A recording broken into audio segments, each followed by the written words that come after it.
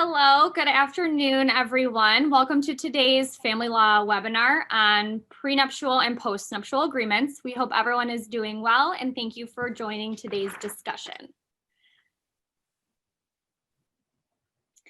Presenting today is Susan Lichterman, who is the Family Law Practice Group Leader. She has over 30 plus years of family law experience and focuses on high asset divorce cases and other family law related matters, including custody, parenting time, and support. She also does appellate work. We also have Jen Latash, who is an equity partner in Jaffe's family law group. Jen has over 20 plus years of experience. She similarly focuses her practice in high asset divorce and other family law related matters, including custody, parenting time, and support. And Jen also practices a little bit of probate litigation. And I am Christiana Bautel. I am an associate in Jaffe's Family Law Practice Group and joined the firm in 2018. I specialize in family law matters as well as some probate litigation. Okay, so just a few housekeeping matters we would like to cover before kicking things off. Everyone is placed on mute during the session to prevent any background noise. If you have questions or comments, you can submit them in the Q&A at any time, and we will allocate time at the end to address your questions. As far as our agenda for today, we will have an introduction to prenuptial and postnuptial agreements. We will discuss the pros and cons, what to include in them, common mistakes and pitfalls, and then again, a Q&A. So first, let's start with a polling question so we have an idea of what you would like to hear in today's discussion. You'll see the polling question in the middle if you want to respond. What are you most interested in learning about during today's discussion? Okay. Looks like mistakes and pitfalls and pros and cons have the majority of interest.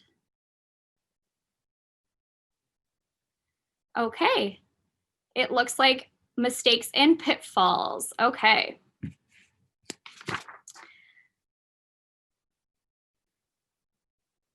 And next slide, please. All right, so Susan, what is a nuptial agreement? Hello, everybody, and thank you for coming and welcome to our first family law webinar. What is a nuptial agreement? Nuptial, of course, refers to a wedding. So a prenuptial agreement is an agreement that couples about to get married enter into before the wedding. And then similarly, the postnuptial is an agreement that spouses, married couples enter into after the wedding. The purpose of both agreements, and we're going to end up speaking more about prenuptial agreements today because it's just much more common than postnuptial agreements, is of course to address the division of assets and liabilities in the event of divorce and upon death. They don't have to address both divorce and death. They can address one or the other, and it doesn't, and ultimately, the breadth and scope of prenuptial agreements can vary wildly. It can just be a means to protect your premarital gifted and inherited property, or it can be a means to address all property existing at the time of the marriage, as well as what you acquire during the marriage. One thing that a prenuptial agreement cannot address are issues related to custody and parenting time for children, if you already have children before you're married, or children that are going to be born during the marriage.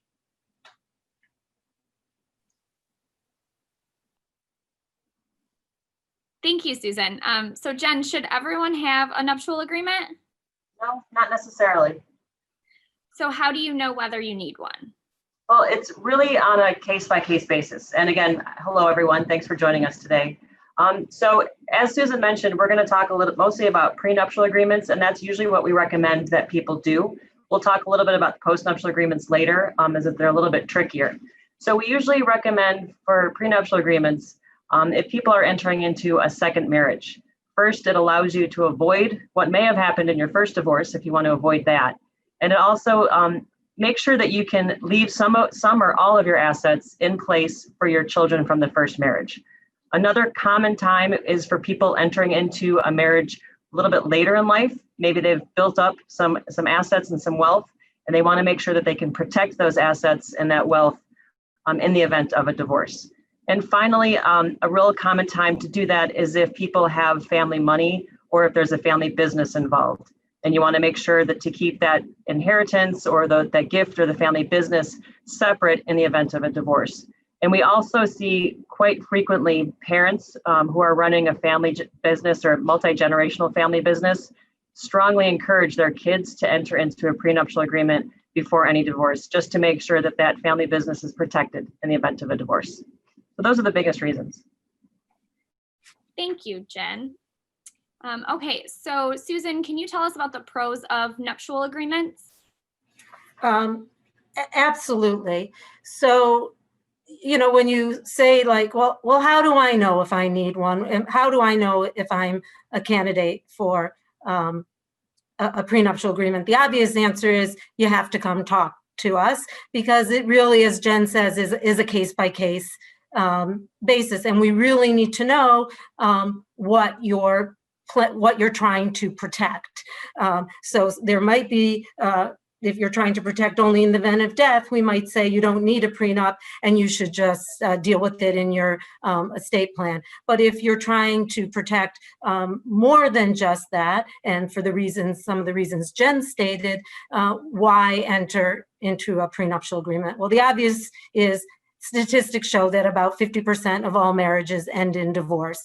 And for second marriages, that statistic is even higher. So it's an opportunity to control your own destiny. When there's a chance that your marriage might end in divorce, it's an opportunity, and especially as Jen indicated, it's a second marriage, to sit down and think about what should happen and in the event of divorce.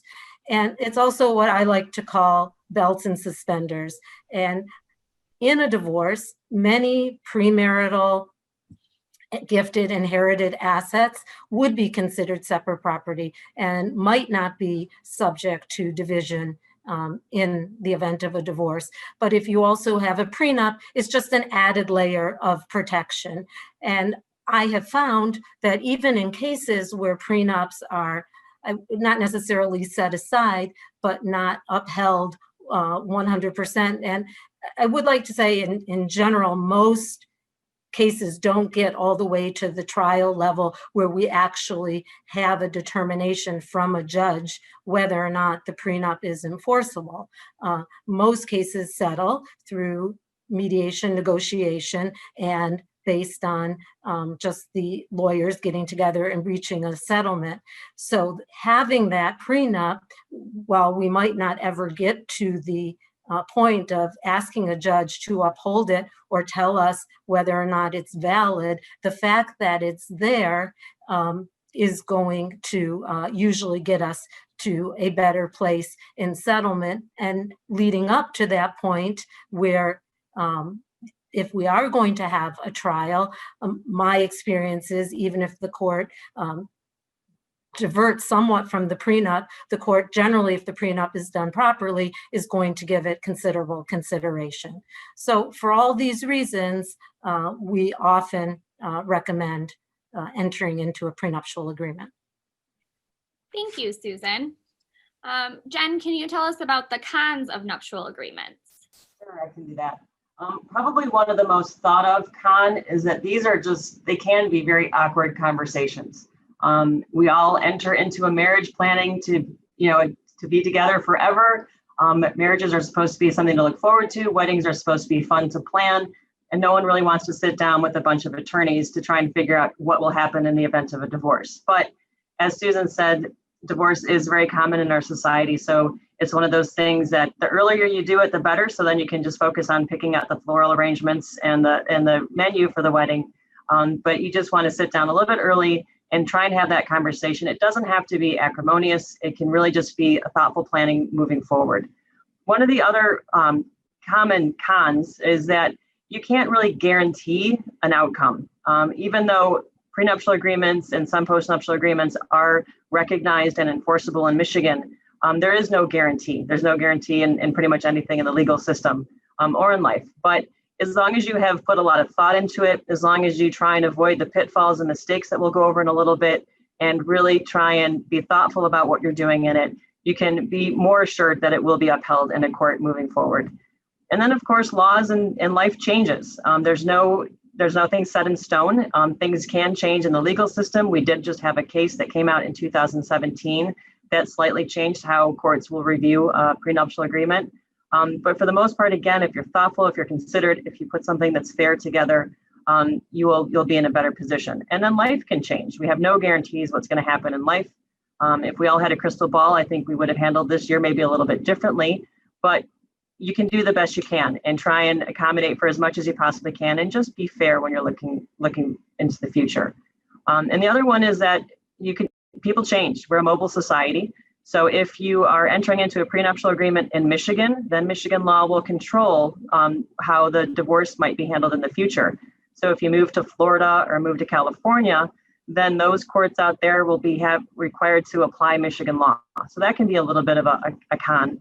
But even though there are those cons, I would definitely say that the pros far outweigh them, especially if you fall into one of those categories where a prenuptial agreement can really provide some peace of mind moving forward. Great. Thanks, Jen. So, Susan, what is typically included in a nuptial agreement? So first and foremost is full disclosure, a complete list of all your assets and all your liabilities. And Jen and I will probably repeat this 10 times throughout our half hour together. We cannot stress this enough, that full disclosure.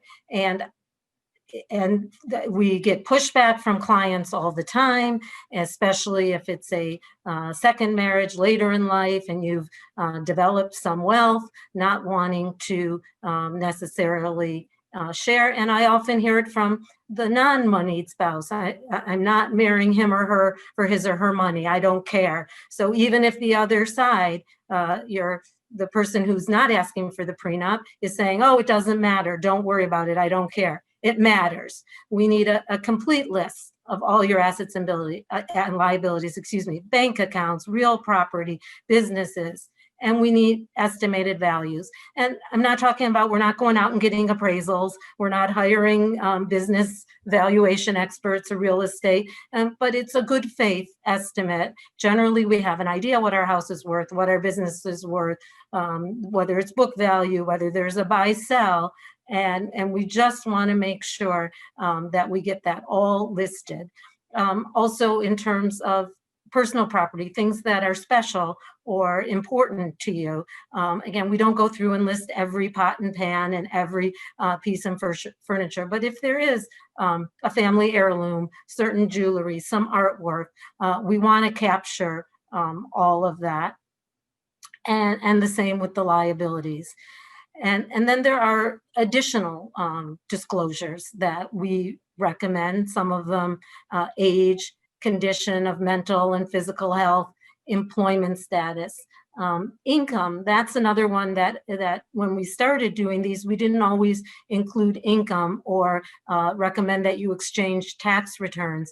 But we find now when we go to enforce them and there's a claim for alimony or spousal support, some folks have raised the argument, well, I didn't know how much money you earned, so how could I waive alimony or spousal support? So we're now including in our prenups the amount of income based on tax returns, and generally a provision that both parties, either that you actually did exchange tax returns or that you were afforded the opportunity to review each other's tax returns.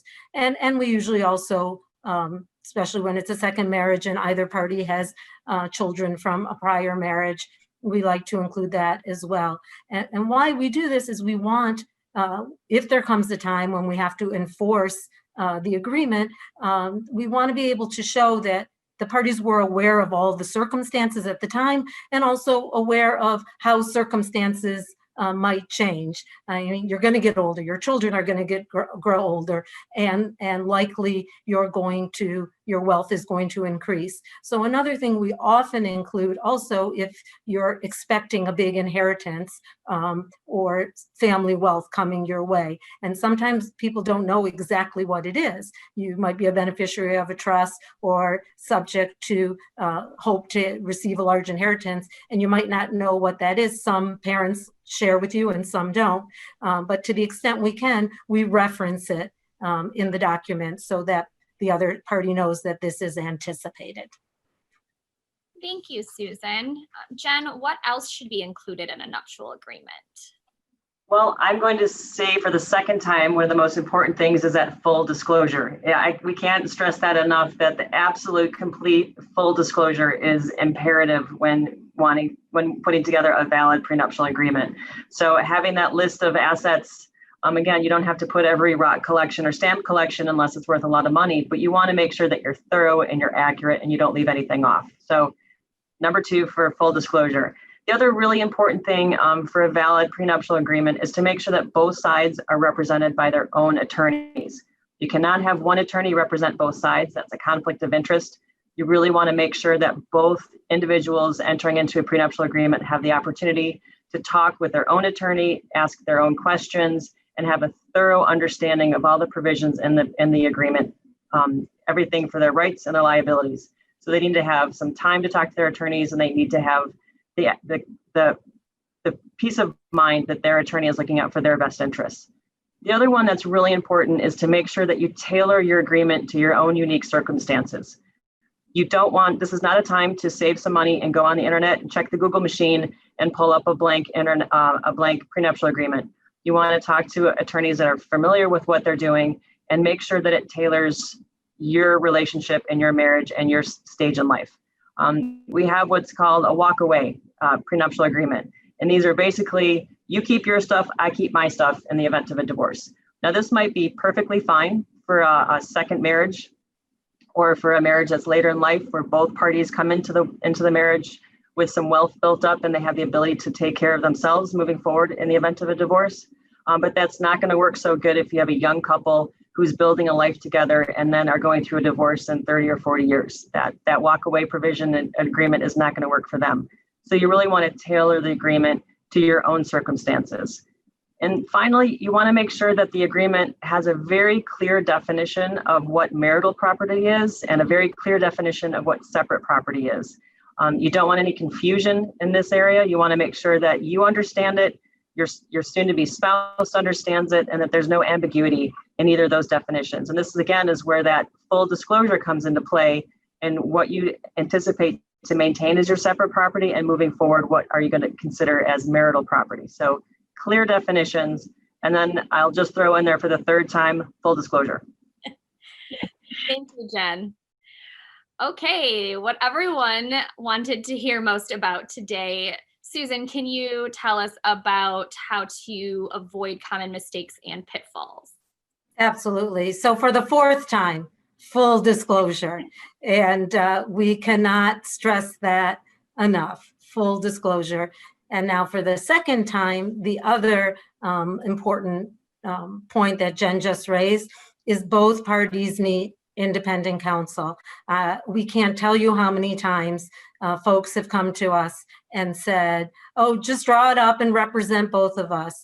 And while you're getting married, you're in love, you're a team and a partnership, in a contract, you're adversaries and you're not on the same side, and you need independent counsel to represent and explain to you the pros and cons, as we've said, of entering into this contract, and most important for the non-moneyed spouse, what you may be waiving, what you might be entitled to if you didn't enter into this contract.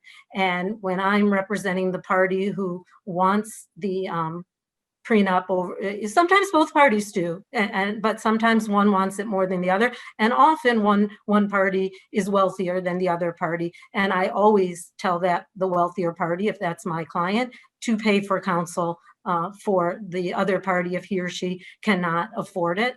And most important, but still the counsel needs to be independent counsel that the other party chooses.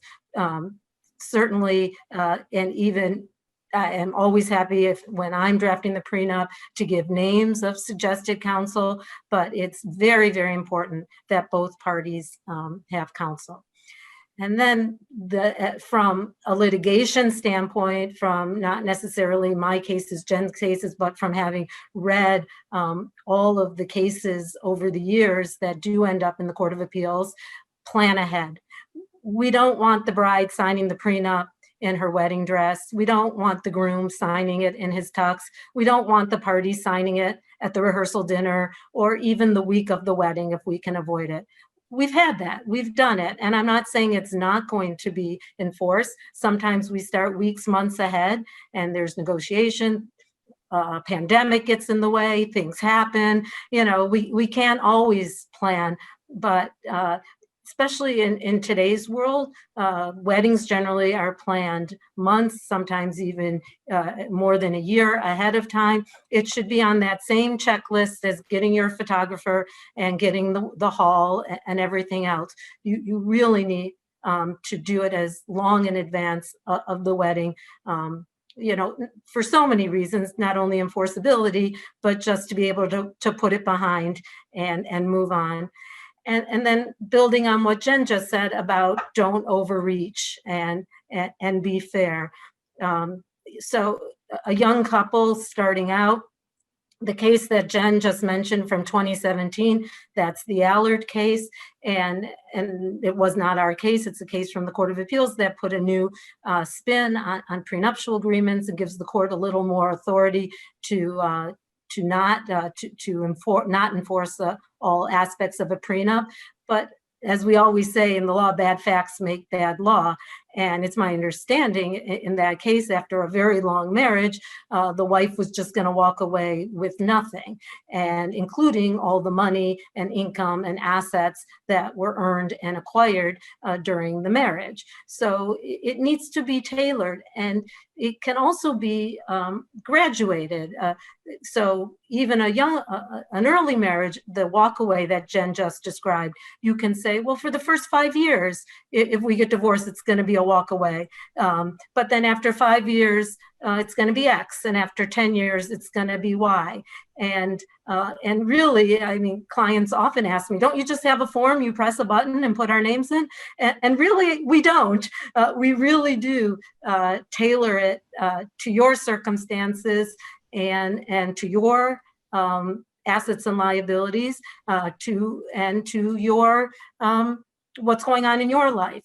And so we will stress the need to be fair and not overreach.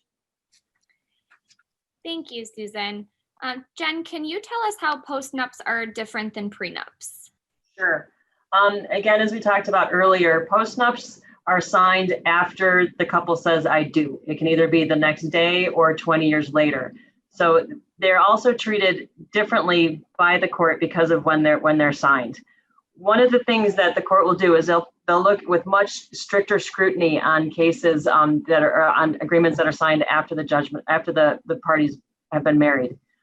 What they'll look at is what was happening at the time of the relationship when the agreement was signed. If a couple is separated, if they're in the process of a divorce litigation, if they're thinking about getting divorced, and then they say, you know what, let's stop this divorce process. Let's try and get back together again, but let's put together a framework of what might happen in the event of a divorce and put together a post-nuptial agreement. If they're doing it in that sense, in order to preserve the marriage, in order to save the relationship, and they put together a very fair agreement, those are much more likely to be upheld. But if there's a case where there is no separation being considered, or there's no divorce case pending, and they just slap something together, that's going to receive much greater scrutiny by the court and less likely to be upheld. But it's still a contract. You still have to have consideration. You have to have all the contract principles put together in that in order for it to move forward. But the biggest thing too on this one is that we've talked about, fair, full disclosure and being fair, but this is really crucially important when looking at a post-nuptial agreement.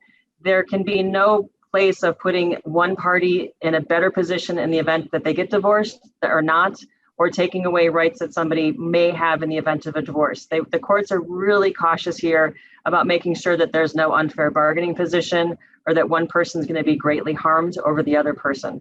So the courts look at these a lot more strict. They have to be a lot more fair, and it's really crucial the timing of when it's put together. So really you only want to look at these if the couple's separated or in the process of a divorce case and they want to use this in order to save the marriage. That's when it'll be likely to be upheld.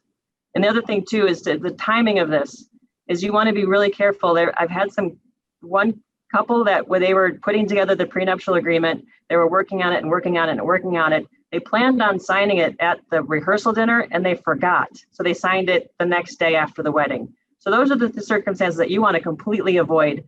Thankfully, my client was not the one that really wanted the agreement, but those are things to definitely avoid because it changes how the courts are going to look at those things if it's before or after you say I do. Thank you, Jen. Okay, so we have another polling question. Any attendees, do you have a unique situation and prefer to discuss with us one-on-one post-webinar?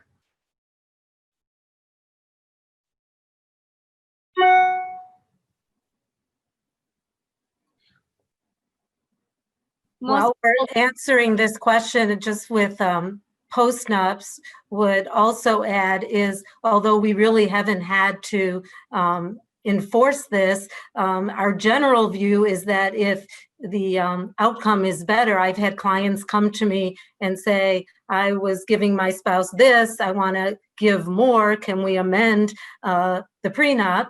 And really have not ever had to try and enforce that. Our gut feeling is yes, why couldn't you give your spouse more? But then usually what I'll say is just give him or her more. You don't have to put it in the agreement and let sleeping dogs lie, so to speak.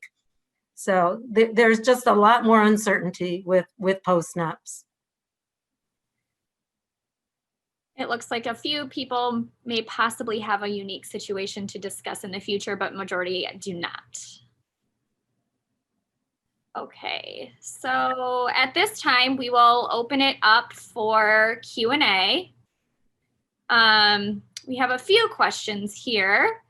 So Susan, I'll start with you. What do I do if my fiance does not want to talk and or is offended by the idea of a prenuptial agreement?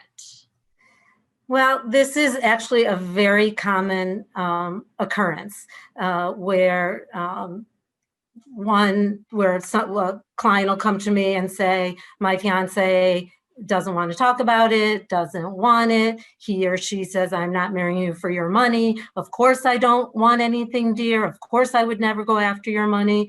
Unfortunately, Jen and I spend most of our days on the other side in the divorce world.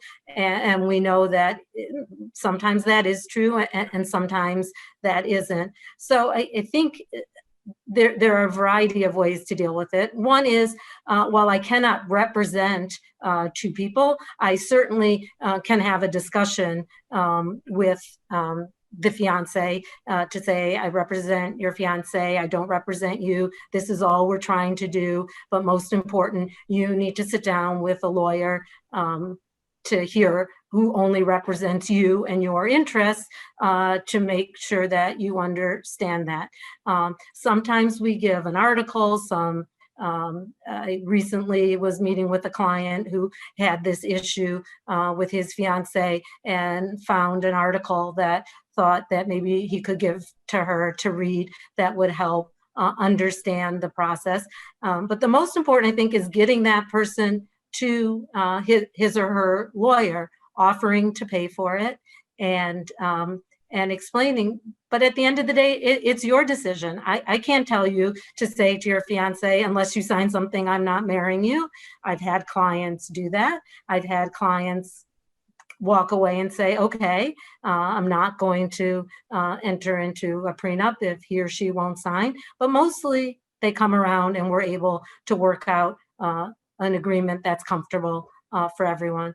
And kind of back to the beginning of how do I know if I need a prenup or not?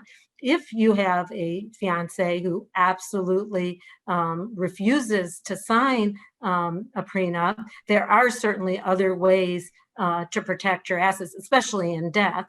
and even through some trust planning and some other estate planning during the marriage. And that is something we would turn over to our estate planning colleagues. But there are other ways to protect assets, which we feel is not necessarily doesn't do as good a job as a prenup might, but certainly it's something we could talk to you about. Thank you, Susan. Another question, Jen. What do you do if you're getting married in 2 weeks and need a prenup but have not started the discussion? It's time to call your local attorney and immediately have a conversation with your soon-to-be spouse, and don't delay. So it's one of those things that we can't plan for everything, but they can happen quickly. It doesn't mean that they're not going to be enforceable, but you do want to not wait until 2 days before your wedding. If you have 2 weeks, call your attorney, get some recommendations that you can provide to your fiance so they can start having a conversation with their attorney, and just have that gentle conversation and say, hey, this is something I think we need to put together to protect both of us moving forward. It doesn't have to be an acrimonious or difficult conversation. Marriages are full of difficult conversations. This can be kind of a practice run to see how you're going to move forward and work on the relationship during the marriage. So don't delay. You kind of waited a little bit on that one, but you can still have time to talk to the attorney, and put together, again, and as part of the full disclosure, I think we're on number 6 now, start putting together your asset and liability sheet and have your fiance do the same thing so you're ready to hit the ground running once you do get a hold of your attorney.